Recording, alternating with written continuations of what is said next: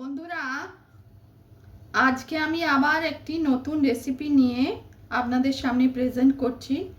সামনেই মকর সংক্রান্তি, সেজন্য আমি পায়েস রেসিপি আপনাদের তৈরি করে দেখাবো। নলেন গুড়ের পায়েস।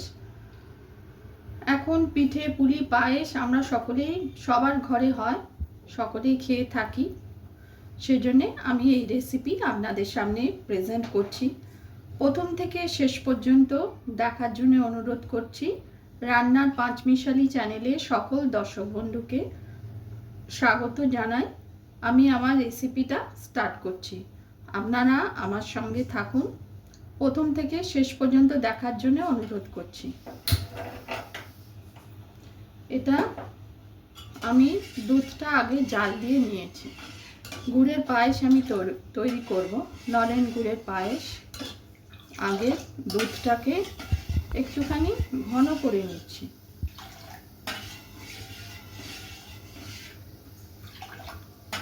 এটা 1 লিটার দুধ আছে।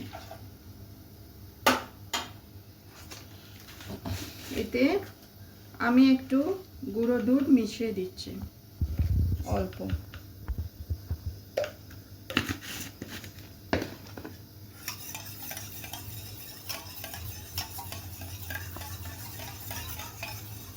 এটা টেস্টের জন্যে।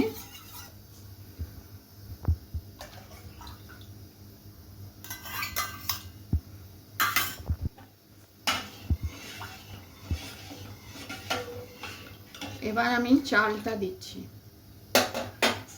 গোবিন্দভোগ চালটা আমি ভিজিয়ে রেখেছিলাম, তারপর জলটা ফেলে দিয়েছি। এবার গোবিন্দভোগ চালটা আমি দিয়ে দিচ্ছি।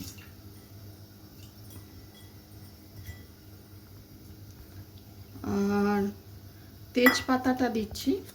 দুধে তেজপাতা দিলে পায়েসে একটু ভালো ফ্লেভার হয়, তেজপাতা দিচ্ছি।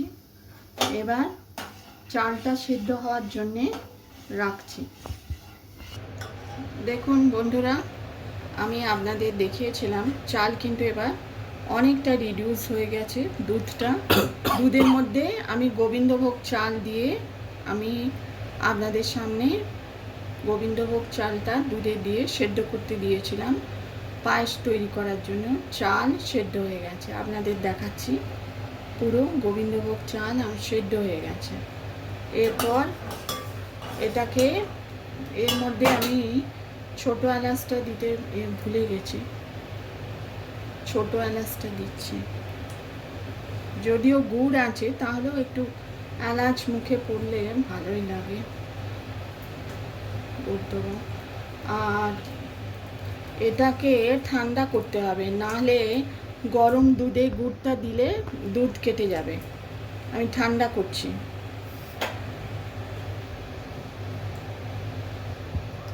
এ দেখুন বন্ধুরা, আমি বন্ধ করে দিয়েছি, নাহলে গুড়ের গরম দুধে পায়েসে গুড় দিলে যদি কেটে যাওয়ার সম্ভাবনা থাকে। আমি সেই জন্য গুড়টা পরে মেশাচ্ছি। এরপর মিশিয়ে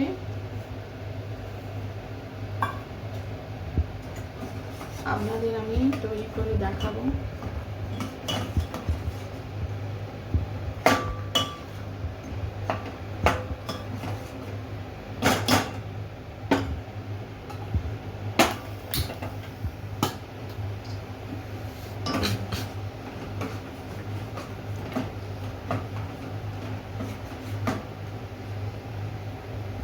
এবার গুড়টা মিশিয়ে আমি তৈরি করে দেখাচ্ছি। এই কনসিস্টেন্সি। এখন ঠান্ডা হলে আরো ঘন হয়ে যাবে। এখন একটু পাতলা লাগছে, কিন্তু ঠান্ডা হলে এমনি তৈরি হয়ে গেছে নলেন গুড়ের পায়েস। আমি এখানে আপনাদের সামনে করলাম। এটা ঠান্ডা হলে আরো ঘন হয়ে যাবে, এখন একটু পাতলা লাগছে। এই যে, আর আমি কাজু কিশমিশটা সব মিশে গেছে। দেখুন, এই কনসিস্টেন্সিটা আমি রাখছি, কারণ আরও পাতলা হয়ে যাবে, এই ঘন হয়ে যাবে। সরি, ঠান্ডা হলে, যত ঠান্ডা হবে। আর আমি কাজু কিশমিশ দিচ্ছি। এটা ঘিয়ে ভাজা আলমন্ড, কাজু, কিশমিশ।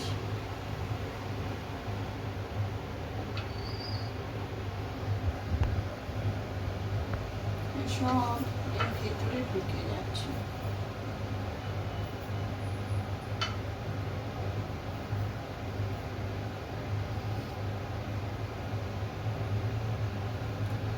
রেসিপি পছন্দ হলে লাইক করবেন, চ্যানেলটিকে সাবস্ক্রাইব করার অনুরোধ রইল। মকর সংক্রান্তি স্পেশাল নলেন গুড়ের পায়েস।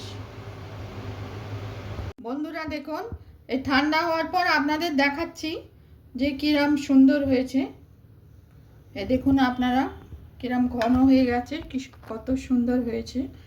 আমি বলেছিলাম ঠান্ডা হওয়ার পর ঘন হয়ে যাবে, এই জন্যে ওই কনসিস্টেন্সিটা আমি রেখেছি। আর কাজু কিশমিশ দিয়ে আমি গার্নিশ করে দিচ্ছি।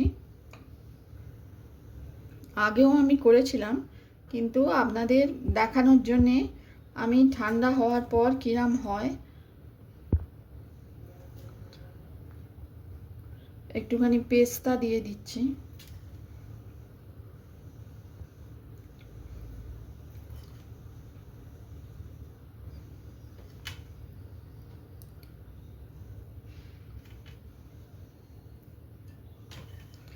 আপনারাও তৈরি করে দেখতে পারেন